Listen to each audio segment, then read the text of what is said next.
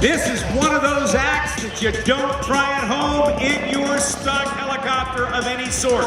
There are a lot of good reasons why this helicopter can do what it does. And Chuck Aaron is the gentleman who figured it out all on his own with the help of the folks at Red Bull. Not only does it have a rigid rotor system, but it has composite blades and a titanium rotor head to really make this helicopter do things that no other helicopter in the Western Hemisphere can do. Why did you ever get started doing that kind of stuff, Chuck?